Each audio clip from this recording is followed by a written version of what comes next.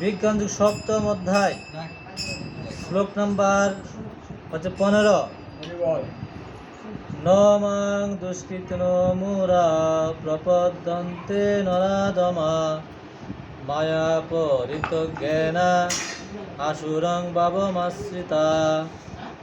ন মাং দুষ্কৃতনো মুরা প্রপদ্যন্তে নরাধমা মায়া পরিতজ্ঞেনা আসুরং ভাবমাশ্রিতা। হরে কৃষ্ণ। আস্তে সকলে বসুন। গীতার গান। কিন্তু যারা দুরাচার নরাধম মূঢ় সর্বদাই শুভ কার্যে অতিমাত্রা দৃঢ় মায়ার ধারাতে যারা অপরিত জ্ঞান প্রপত্তি করে না তারা যত অসুরান। কিন্তু যারা দুরাচার নরাধম মূঢ় সর্বদাই শুভ কার্যে অতিমাত্রা দৃঢ় মায়ার দ্বারাতে যারা অপরিত জ্ঞান প্রপত্তি করে না তারা যত অসুরান। হরে কৃষ্ণ। মূঢ় নরাধম মায়ার দ্বারা যাদের জ্ঞান অপহৃত হয়েছে এবং যারা আসরিক ভাব সম্পন্ন সেই ধরনের দুষ্কৃতকারীর কখনো আমার শরণাগত হয় না। হরে কৃষ্ণ। মূঢ় নরাধম মায়ার দ্বারা যাদের জ্ঞান অপহৃত হয়েছে এবং যারা আসরিক ভাব সম্পন্ন সেই এখনে বসো, ঠিক আছে? ডিস্টার্ব বসো, পাঠে ধরে এখনে বসো। হরে কৃষ্ণ। সবাই শুনবেন। বলছে মূঢ় নরাধম মায়ার দ্বারা যাদের জ্ঞান অপহৃত হয়েছে এবং যারা আসরিক ভাব সম্পন্ন সেই ধরনের দুষ্কৃতকারীরা কখনো আমার শরণাগত হয় না। হরে সুন্দর। হরে কৃষ্ণ। উপস্থিত সুদীর্ঘ ভক্তমণ্ডলী, আজকে ভক্তগৃহে আমরা এখানে সবাই সমবেত হয়েছি। তো আজকে যে অনুষ্ঠানটি এখানে হচ্ছে, বৈষ্ণব সেবা হচ্ছে, সেটির উদ্দেশ্য হচ্ছে আমাদের প্রভু মাতা পিতার উদ্দেশ্যেই আজকে মূলত এখানে অনুষ্ঠানটি হচ্ছে। প্রভু মাতা পিতার আত্মার সদ্গতি কামনায়, মঙ্গল কামনায় তারা যাতে ঊর্ধ্বগতি প্রাপ্ত হতে পারে সেই উদ্দেশ্য কেন্দ্র করেই মূলত আজকের এখানে অনুষ্ঠানটি হচ্ছে। তো যাই হোক, আসলে প্রভু অত্যন্ত ভাগ্যবান যে তার মাতা পিতার উদ্দেশ্যে এত সুন্দর একটি অনুষ্ঠানের উদ্যোগ তিনি নিয়েছেন। সেই সাথে আমরা যারা এখানে এসেছি আমরাও ভাগ্যবান। কেন? প্রভুকে কেন্দ্র করে আমরাও সাধু সঙ্গে করার যে সুযোগ সেটা আমরা পাচ্ছি। প্রভু যদি সুন্দর আয়োজন না করতেন তাহলে আমরা এখানে কেউ আসতাম না, এত সুন্দর সাধু সঙ্গ আমাদের হতো না। সেই জন্য প্রভু ভাগ্যবান, আর আমরা যারা এখানে এসেছি আমরা অনেক ভাগ্যবান। তো দেখুন, বলছে মাতা পিতা হচ্ছে আমাদের গুরুজন, মানে গুরু। মাতা পিতা হচ্ছে আমাদের গুরু, কারণ মাতা পিতাকে কেন্দ্র করেই আমরা এই জগতে এসেছি। কারণ মাতা পিতাকে কেন্দ্র না করে এই জগতে কেউ আসতে পারেন না। এমনকি আমরা দেখি ভগবান শ্রীকৃষ্ণ তিনি যখন এই জগৎ আবির্ভূত হলেন, তিনিও কিন্তু দেবকী মাতাকে আশ্রয় করে, তাই না, বসুদেবকে আশ্রয় করে ভগবান শ্রীকৃষ্ণ তিনি এই জগতে এসেছেন। শ্রী চৈতন্য মহাপ্রভু গৌর সুন্দর ভগবান, এই যুগের তিনি ভগবান শ্রী চৈতন্য মহাপ্রভু, যিনি ভগবান, তিনি যখন এই জগতে এসেছেন তিনিও কিন্তু মাতৃ গর্ভকে আশ্রয় করে এই জগতে এসেছেন। গৌরাঙ্গ মহাপ্রভুর মায়ের নাম সচী মাতা। তার পিতা হচ্ছে জগন্নাথ মিশ্র। দেখুন তাহলে ভগবানও মাতা পিতাকে কেন্দ্র করে এ জগতে আসেন। ভগবান যখন এ জগতে আসেন, হ্যাঁ, শ্রী চৈতন্য মহাপ্রভু তিনিও তো মাতা পিতাকে সম্মান করেছেন, শ্রদ্ধা করেছেন, হ্যাঁ, এবং ভগবান শ্রীকৃষ্ণ যখন এই জগতে এসেছেন তিনিও কিন্তু মাতা পিতাকে যতটুকু শ্রদ্ধা নিবেদন করা দরকার ততটুকু করেছেন। এই জন্য বলছে মাতা পিতার আশীর্বাদ জীবিত অবস্থায় মাতা পিতা যাদের আছে, হ্যাঁ, সন্তানদের কর্তব্য হচ্ছে মাতা পিতার সেবা করা, তাদেরকে সেবা যত্ন করা, তাদের কি প্রয়োজন সেটি মেটানো। সেটি কার কর্তব্য? সেটি সন্তানদের কর্তব্য। তারপর মাতা পিতা তো চিরদিন তারা থাকবে না। মাতা পিতা কি হবে? একদিন এ জগৎ থেকে তারা বিদায় নিবে। তাহলে জীবিত অবস্থায় জীবিত অবস্থায় সন্তানের কর্তব্য হচ্ছে মাতা পিতার সেবা করা। তাহলে যদি মাতা পিতা এ জগৎ থেকে চলে যায় তাহলে সন্তানের কি কর্তব্য? কি সন্তানের কর্তব্য শেষ? হ্যাঁ, না, বলছে জীবিত অবস্থাতে মাতা পিতার সেবা করতেই হবে। যখন তারা এই জগৎ থেকে বিদায় নিবে তখনও কিন্তু মাতা পিতার, হ্যাঁ, উদ্দেশ্যে বৈষ্ণব সেবা, ভক্ত সেবা, তাদের উদ্দেশ্যে গীতা পাঠ, ভাগবত পাঠ, হরিনাম কীর্তন, হ্যাঁ, এটি দেওয়া উচিত। এটি কার কর্তব্য? এটি যারা সন্তানগণ আছেন তাদের একমাত্র কর্তব্য। কারণ বলছেন যদি কেউ এই জগৎ থেকে চলে যায় তার উদ্দেশ্যে যদি কেউ তাকে কৃষ্ণ প্রসাদ তাকে নিবেদন করা হয়, ভগবানকে নিবেদন করার পরে তার উদ্দেশ্যে, সেই মৃত উদ্দেশ্যে যদি সেই ভগবানের ভোগের প্রসাদ যদি তার উদ্দেশ্যে দেওয়া হয়, তার উদ্দেশ্যে গীতা পাঠ করা হয়, হরিনাম করা হয়, বকু সেবা দেওয়া হয়, তাহলে কি হবে? তার আত্মার কল্যাণ হবে, মঙ্গল হবে, তার আত্মা ঊর্ধ্বগতি প্রাপ্ত হবে। এই জন্য হচ্ছে মাতা পিতার উদ্দেশ্যে উত্তম ভোজন, বৈষ্ণব ব্রাহ্মণদের উত্তম ভোজন, উত্তম দক্ষিণা দিতে হবে। উত্তম ভোজন, উত্তম দক্ষিণা। বলছে উত্তম ভোজন মানে কি? উত্তম ভোজন মানে হচ্ছে বিভিন্ন দ্রব্য আদি রান্না করে, বিভিন্ন ভোগ সামগ্রী রান্না করে, ভগবানকে রান্না করে মানে বৈষ্ণবদেরকে সেবা প্রদান করতে হবে। বৈষ্ণব যদি কৃষ্ণ প্রসাদ পেয়ে যদি সন্তুষ্ট হয় তাহলে কে সন্তুষ্ট হবে? হ্যাঁ, ভগবান সন্তুষ্ট হবে, তাই না? হ্যাঁ, আর বৈষ্ণবের প্রসাদ পেয়ে যদি অসন্তুষ্ট হয় তাহলে কে হবে অসন্তুষ্ট? ভগবান অসন্তুষ্ট হবে। আর ভগবান যদি অসন্তুষ্ট হয় তাহলে, হ্যাঁ, তার আত্মার কল্যাণ আশা করা যায় না, তাই না? কারণ বৈষ্ণবদের মাধ্যমে তো ভগবান, হ্যাঁ, ভগবান তো সরাসরি কাউকে উদ্ধার করেন না, কারণ ভগবান কারো না কারো মাধ্যমে তিনি উদ্ধার করেন। এই জন্য মাতা পিতার উদ্দেশ্যে সন্তানদের কর্তব্য হচ্ছে, হ্যাঁ, বৈদিক মতে শ্রাদ্ধ অনুষ্ঠান করা। শ্রাদ্ধ মানে কি? যেমন শুদ্ধ বৈষ্ণব ব্রাহ্মণ যারা হচ্ছে প্রসাদ বুঝি ব্রাহ্মণ, তাদের কিন্তু ভোগ রান্না করে শ্রাদ্ধের ক্রিয়াকর্ম করে, হ্যাঁ, ওই দিন কি করতে হবে? ভগবানকে ভোগ নিবেদন করে তার উদ্দেশ্যে দিতে হবে। হ্যাঁ, তারপরে এটা তো গেল। তারপরে বছরে একবার, বছরে অন্তত পক্ষে একবার, হ্যাঁ, তাদের উদ্দেশ্যকে কেন্দ্র করে অন্তত বছরে একবার তার উদ্দেশ্যে ভক্ত সেবা, বৈষ্ণব সেবা দেওয়া অবশ্যই প্রভু দিচ্ছেন। প্রতি বছরে এইভাবে, হ্যাঁ, দিচ্ছেন। তো দেখুন এইভাবে বলছে যদি কেউ মাতা পিতার উদ্দেশ্যে ভোগ নিবেদন করেন, বৈষ্ণবদেরকে উত্তম ভোজন দেন, দক্ষিণা দেন, তাহলে কি হবে?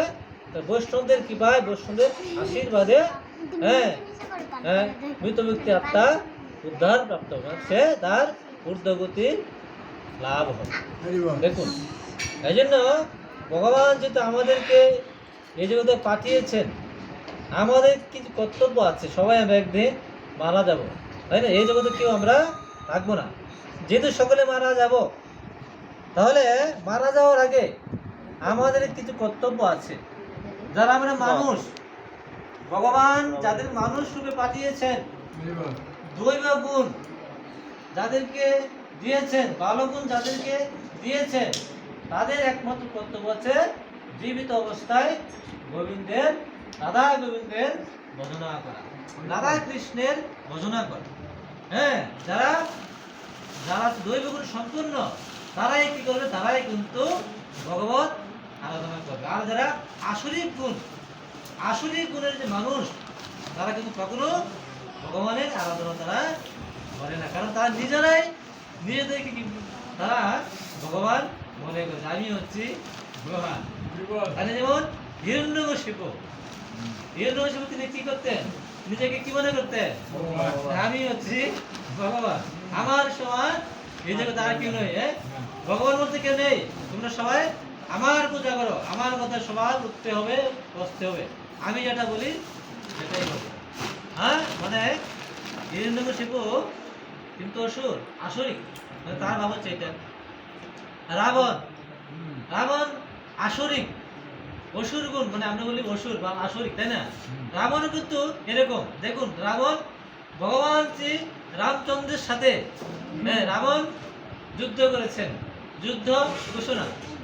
হ্যাঁ, তাহলে রাবণ তিনি কিন্তু মনে করতেন যে রাম হচ্ছেন ভগবান। তার রাবণ কিন্তু ভগবানের সাথে যুদ্ধ করতেন না। হ্যাঁ, হিরণ্যকশিপু তিনি মনে করতেন ভগবান নিঃস্বার্থ হচ্ছে ভগবান, তাহলে হিরণ্যকশিপু তিনি যুদ্ধ করতেন না। তো দেখুন, ভগবান শ্রীকৃষ্ণ এবং তার, হ্যাঁ, তার প্রতিদ্বন্দ্বীকে মামা কংস, হরে কৃষ্ণ। তাহলে কংস তিনি কিন্তু নিজেকে অসুর বলে মনে করতেন। এই জন্য আজকে যে শ্লোকটি পাঠ করেছি অত্যন্ত গুরুত্বপূর্ণ একটি শ্লোক, তাই না?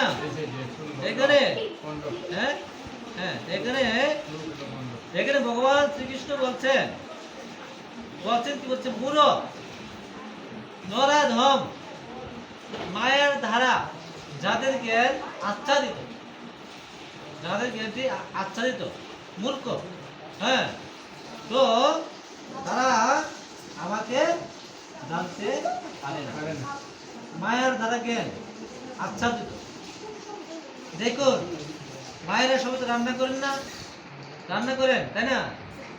কাষ্ঠ কাঠ দিয়ে রান্না করেন, আগুন। দেখবেন আগুন যদি শুকনো না হয় তাহলে কি হয়? সে আগুন কিন্তু ধোঁয়া উঠে, ধোঁয়ায় কি হয়? আগুনটাকে ঢেকে রেখে সে আগুনটা কিন্তু তখন আর বাসে না। যখন মাতৃগর্ভে একটি শিশু থাকে, যারা যারা তো গর্ভবতী সন্তানকে আমি দেখতে পারি, হ্যাঁ, সন্তান তার জায়গার মধ্যে আছে, তাই না? তাকে কিন্তু উপর থেকে কেউ দেখতে পারে না, পারে, কিন্তু সন্তানদের ভিতরে আছে, আছে না? আছে। তো আগুন ধোয়ার জন্য আগুন কিন্তু দেখা যায় না, আগুন আছে কিন্তু ধোয়ার জন্য সে আগুনটি, হ্যাঁ, দেখা যায় না। তাহলে বলছে মায়ার ধারা যাদের জ্ঞান আচ্ছাদিত, মানে আমাদের যে জ্ঞান, আমাদের সবার মধ্যে জ্ঞান আছে, আমার মধ্যে আছে, আপনার সবার মধ্যে জ্ঞান আছে, হ্যাঁ, জ্ঞান যারা কোনো মানুষ নেই আছে, হ্যাঁ। তো এই জন্য জ্ঞান আমাদের মধ্যে আছে, কিন্তু আমাদের জ্ঞানটি কি হচ্ছে? আমাদের জ্ঞান, আমাদের বুদ্ধি, হ্যাঁ, এটি কি হচ্ছে? মায়ার দ্বারা ঢাকা আছে, মায়ার দ্বারা ঢাকা। যেমন মায়াটা কি? মায়া কি? মায়া মানে হচ্ছে, হ্যাঁ, যা যা সত্য নয় সেটি হচ্ছে মায়া, যেটি মিথ্যা সেটি হচ্ছে মায়া। হ্যাঁ, মরিচিকার মতো, মরিচিকা মধ্যে যা নেই, যা সত্য নেই। যেমন যেমন মায়াটি কিরকম দেখুন, যেমন আমরা এই সংসারে এসে আমরা কি মনে করছি? আমার স্ত্রী, আমার পুত্র, আমার বাড়ি, আমার ঘর, আমার সন্তান, সবকিছু কার? সবকিছু আমার। আমরা কিন্তু আমার মনে করছি, আসলে কি প্রকৃতপক্ষে এগুলি কি আসলে আমার? হ্যাঁ, না, এই অর্থ সম্পদ স্ত্রী পুত্র তারা কেউ কিন্তু আমার নয়, আমি কিন্তু আমার না। একদিন আমি যে কোথায় যাব সেটারই কোনো হ্যাঁ উদ্দেশ্য নেই আছে। হ্যাঁ, কারণ আমার যে কোথায় স্থান হবে সেটাই আমি জানি না। তাহলে দেখুন এই যে আমার আমার মনে করছি আমার সংসার, আমার স্ত্রী, আমার পুত্র, আমার বাড়ি, আমার ঘর, সব কিছু আমার আমার করতে করতে আমার কি করে কর্তব্য, আমার কি করে দায়িত্ব, হ্যাঁ সেটি আমরা ভুলে গিয়েছি, তাই না? হ্যাঁ, আমার মায়ার ধারা। এই জন্য শাস্ত্রী বলছে, কি বলছে? মায়া জালে বদ্ধ হয়ে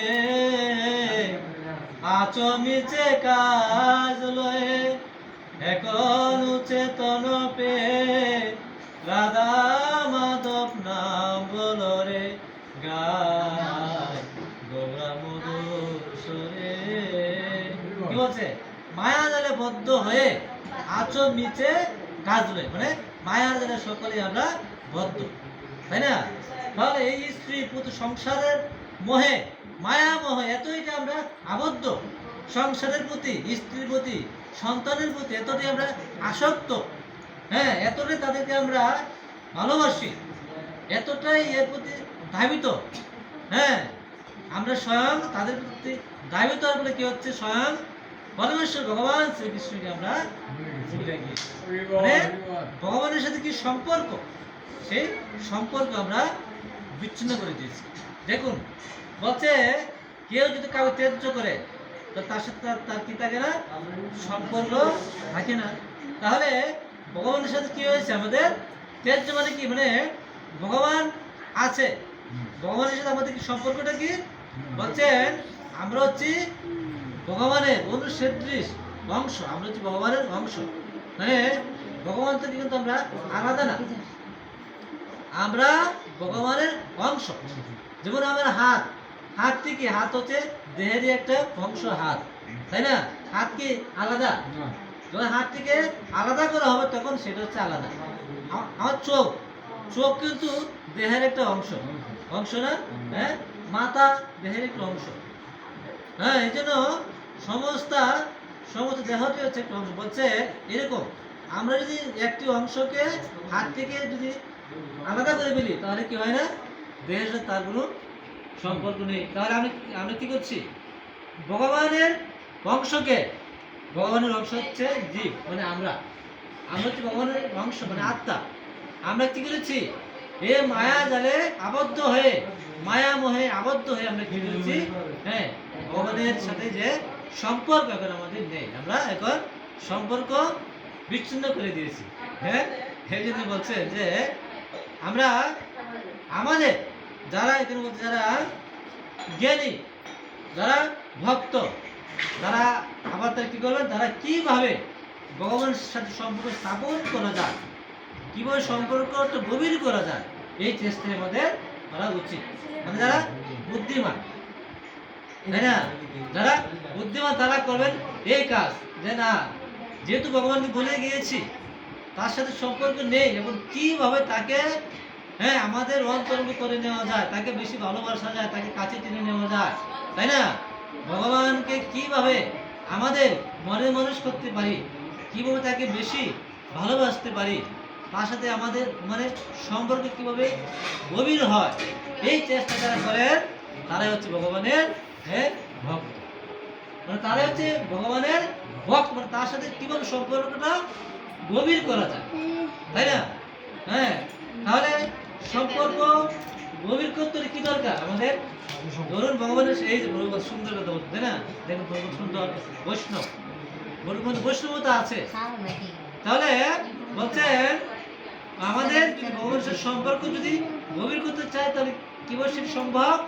সাধু সঙ্গ। হ্যাঁ, সাধু সঙ্গ করতে করতে কি হবে? সাধুদের মধ্যে ভগবানের কথা শুনবো, ভগবান কি, ভগবানের মাহাত্ম্য শুনবো, তাহলে কি হবে? তাহলে ভগবানের প্রতি ভক্তি জাগবে। আর যদি ভক্তি জাগে তাহলে কি হবে? তাহলে হ্যাঁ ভগবানকে ভালোবাসতে ইচ্ছা করবে, ভগবানকে একটু ভোগ দিতে ইচ্ছা করবে, যে না ভগবানকে একটু আরতি করি, ভোরবেলা ঘুম থেকে উঠি, তাই না? যে একবার মালা জপ করি, একাদশী করি, দ্বাদশ তিলক অঙ্কন করি, কণ্ঠে একটা মালা ধারণ করি, তখন কি হবে? এই যে আপনার কি হচ্ছে তখন ভগবানের সাথে সম্পর্ক কি হচ্ছে, হ্যাঁ গভীর হচ্ছে, মানে বাড়ছে। হ্যাঁ, আজ ভগবানের সাথে সম্পর্ক গভীর হয়, বাড়ে, তাহলে কি হবে? তাহলে ভগবান মানে আমাদের বিপদে তখন কে এগিয়ে আসবে?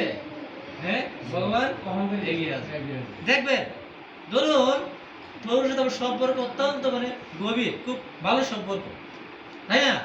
হ্যাঁ, ভালো সম্পর্ক আছে। আমাকে যদি কেউ রাস্তাঘাটে একজন মারধর করে, আমাকে যদি কেউ কিছু একটা বলে, তাহলে প্রভু কি করবে? তাহলে সে দেখবে, হ্যাঁ প্রভু কি করবে? সে আমার সাথে তাল মিলে সে একটি প্রতিবাদ করবে, নাকি যে না আপনি কেন, তাই না?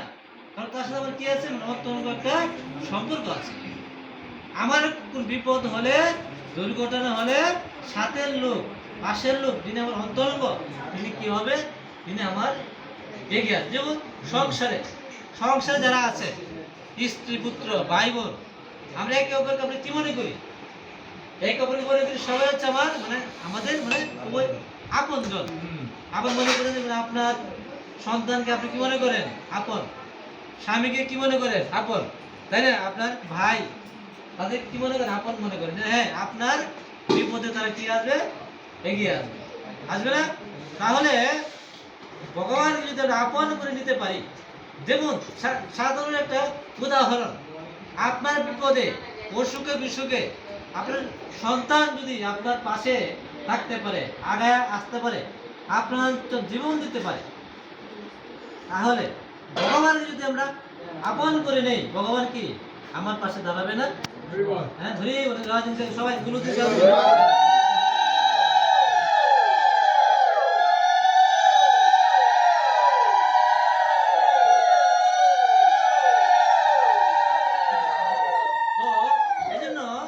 ভগবানকে আমাদের কি করতে হবে? ভগবানকে আমাদের আপন করে, ভগবান মনে করতে হবে, হ্যাঁ তিনি আমাদের সংসারের একজন। হ্যাঁ, যেমন আমরা যারা ফল আনবো, আমরা ফল আনলে গরুন থেকে নিবেদন করবো, তাকে দিব, তাই না? ভগবানের সকাল সন্ধ্যায় গরুনদের নাম করবো, একাদশীর মধ্যে পালন করবো, ওদের তুলসী মালা ধারণ করবো, এবং যাদের হাতে মালা নিয়ে হরিনাম জপ করবেন, একাদশী ব্রত করবেন, যাদের তিলক অঙ্কন করবেন, সবাই নম উদরম নারায়ণ ভক্তস্থলম মাধবাই নম। হ্যাঁ, দ্বাদশ মন্দির মানে দেহটা হচ্ছে একটা মন্দির। হ্যাঁ, এই জন্য দ্বাদশ তিলক অঙ্কন করবেন, তাহলে কি হবে? দেহটা যেহেতু মন্দির, তাই মন্দিরকে মন্দিরের মতো সাজিয়ে রাখতে হবে, তাই না? কারণ এই মন্দিরে কে বাস করে? আমাদের এই মন্দির ভগবান আছেন না? ভগবান পরমাত্মরূপে প্রত্যেক দেহের মধ্যে আছেন কিনা? যার দেহের মধ্যে ভগবান নেই সে হচ্ছে মৃত। দেখুন, আত্মা যদি বেরিয়ে যায় তার মূল্য আছে? হ্যাঁ, তাকে আগুনে পুড়িয়ে ফেলবে, মাটিতে পুঁতে দেবে, তার এই দেহের কোনো। এই যে প্রাণবাকে যদি এই দেহ থেকে চলে যায়, তাকে এই দেহের কোনো মূল্য নেই। এই জন্য ভগবান আমাদের অন্তরঙ্গ জন, ভগবান আমাদের সবচেয়ে আপন, ভগবান হচ্ছে সবচেয়ে আমাদের কাছের জন। দেখুন বলছে এই জগতে স্ত্রী পুত্র বিপদে পড়লে এগিয়ে আসবে, ধরুন আসলো, কিন্তু মৃত্যুর পরে কে আসবে আপনার পাশে? হ্যাঁ, যখন কাছে আসবে, যমলোকে নিয়ে যাবে, তখন কে আসবে? হ্যাঁ, তখন এই যে বললাম, একজনের সাথে সম্পর্ক স্থাপন করুন, একজনকে গভীরভাবে ভালোবাসুন। সেই একজন ব্যক্তিকে একজন ভগবান, তাকে গভীরভাবে ভালোবাসুন, তার সাথে গভীরভাবে সম্পর্ক স্থাপন করুন, তাহলে তিনি মৃত্যুর পরে অবশ্যই আপনাকে রক্ষা করতে আসবে, অবশ্যই আসবে। এটা কোনো, কারণ ভগবান গীতা বলছেন আমার ভক্তের কখনো নিরাশ হয় না, হয় আমার ভক্তকে আমি রক্ষা করি। ভগবান কৃষ্ণ আমার ভক্ত হবো, আমার পূজা করো, আমাকে নমস্কার, তার অবশ্যই তুমি আমাকে মৃত্যু পর্যন্ত আমাকে লাভ করতে পারো।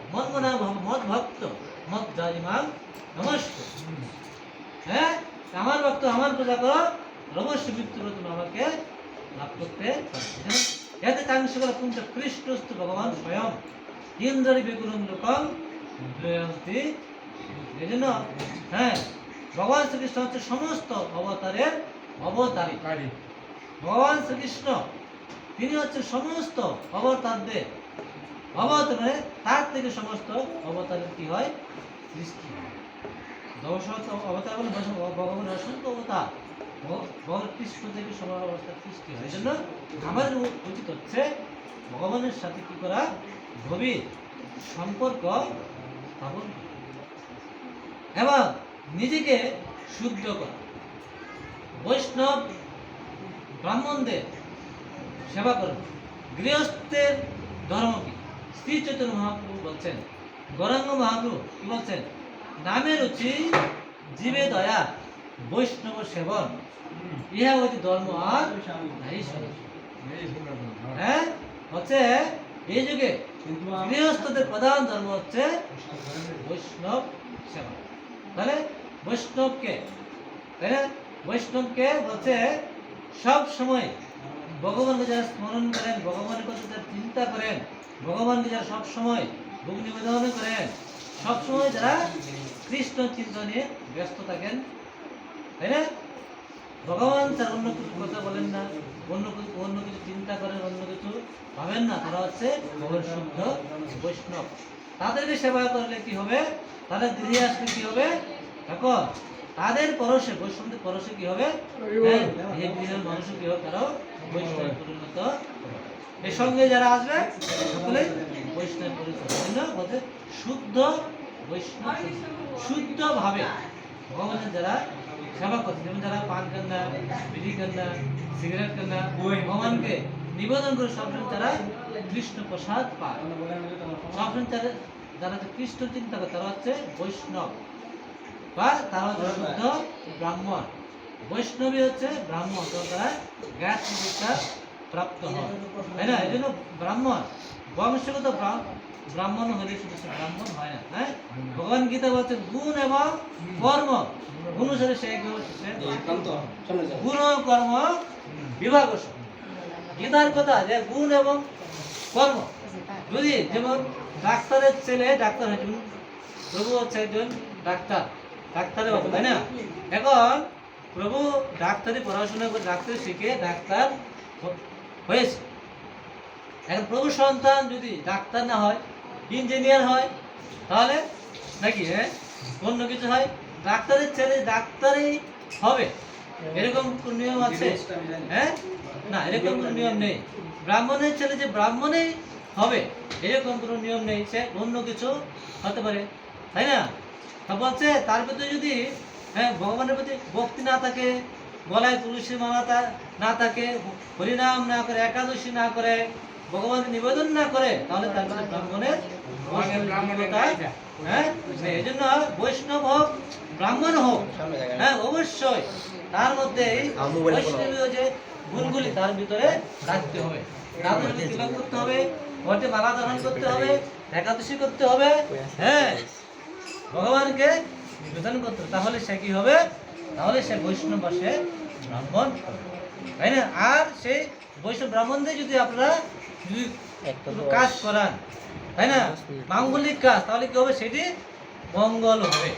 আর যদি সে সদাচারী না হয়, অসদাচারী হয়, হ্যাঁ, তাহলে কি হবে, এই মাঙ্গলিক কাজটি কি হবে, অমাঙ্গলিকে পরিণত হবে, মানে এখানে কোনো মঙ্গল সাধিত হবে না। এই জন্য যারা জ্ঞানী বুদ্ধিমান তারা সবসময় চেষ্টা করবে শুদ্ধ বৈষ্ণব, বৈষ্ণবদের মধ্যে যারা ব্রাহ্মণ, যে কোনো কাজ, বৈষ্ণব সেবা হোক, সীমন্তোন্নয়ন হোক, অন্নপ্রাশন হোক, বাৎসরিক শ্রাদ্ধ হোক, বিবাহ, যা কিছু হোক, হ্যাঁ, তাদেরকে বলবেন, তাদেরকে মাঙ্গলিক অনুষ্ঠানগুলো করাবেন, হ্যাঁ, মন্দির উদ্বোধন হোক, মন্দির প্রতিষ্ঠা হোক, মানে আপনার গৃহে প্রবেশ করে যাই হোক, বৈষ্ণবদেরকে এনে বিষ্ণু পূজা হোক, যাই হোক, হ্যাঁ, বৈষ্ণবদেরকে আনবেন, সুন্দর বৈষ্ণব ব্রাহ্মণদেরকে আনবেন, তাহলে কি হবে, এই মাঙ্গলিক অনুষ্ঠানটি প্রকৃতই মঙ্গলে পরিণত হবে। আর না হয় কি হবে, মানে এই একজন যা অসদাচারী কাকে আনলে তার ভিতরে সদাচারী নাই, অর্থাৎ কৃষ্ণ পূজা করলো, গৃহে ঢুকলেন, কিন্তু এই অসদাচারী ব্যক্তিদের কাজ করলে কি হবে? এই গৃহে সারা জীবন